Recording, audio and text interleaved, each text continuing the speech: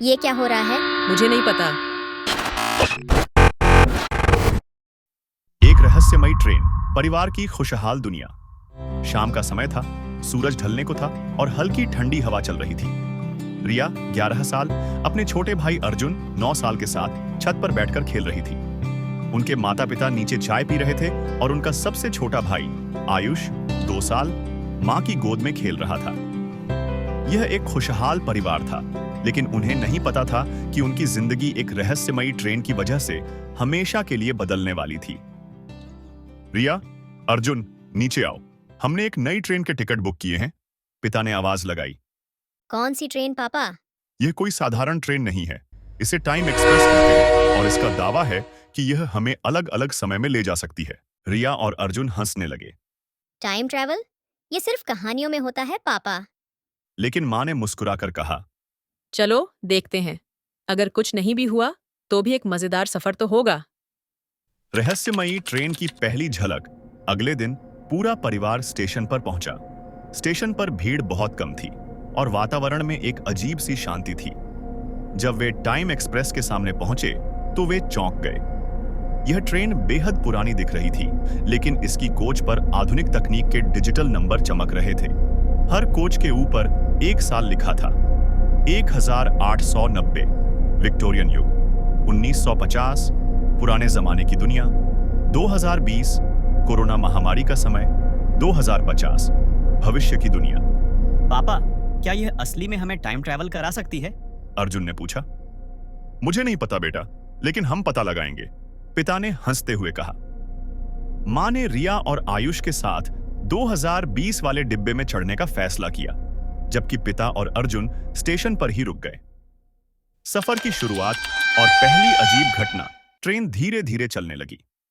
शुरुआत में सब कुछ सामान्य था, लेकिन जैसे ही ट्रेन ने रफ्तार पकड़ी, बाहर का नजारा अचानक बदलने लगा। चारों ओर सन्नाटा था। ट्रेन के शीशे धुंधले हो गए। वातावरण में एक रहस्यमयी गूंज सुनाई देने लगी। ये क्या हो रहा है? रिया ने मां का हाथ कसकर पकड़ लिया। मां भी घबरा गई। मुझे नहीं पता, लेकिन हम जल्द ही स्टेशन पर पहुंच जाएंगे।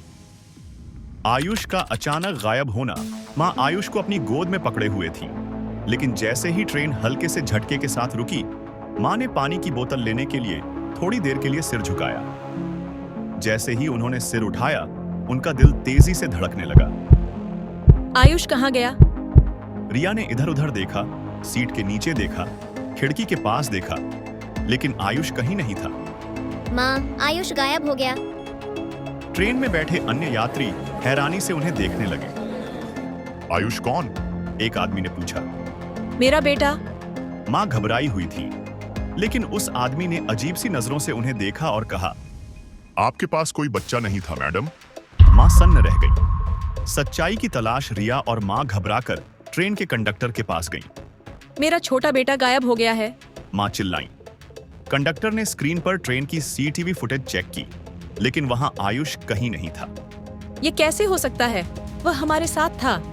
कंडक्टर ने शांत स्वर में कहा, टाइम एक्सप्रेस समय के नियमों का पालन करती है। जो खो जाता है वह समय में समा जाता है। नहीं, हम उसे वापस लाएंगे। रिया ने कहा। घर वापसी और रहस्यमयी बदलाव।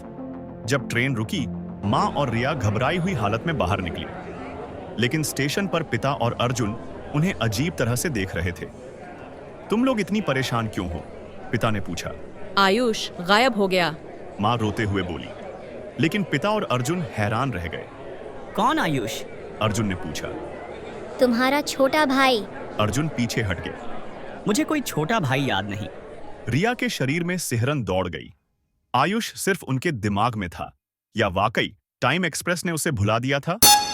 रिया का संकल्प। रिया अपने कमरे में गई और आयुष की तस्वीरें ढूंढने लगी, लेकिन उसके सारे फोटो गायब थे। ये असंभव है, वह सच में था।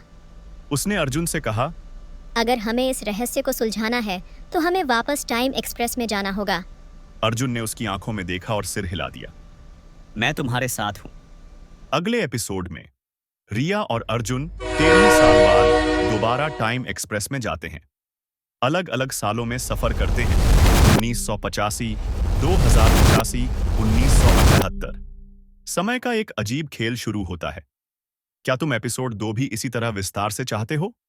लाइक करो, कमेंट करो। अगर आप हमारे चैनल पर नए हो तो सब्सक्राइब करो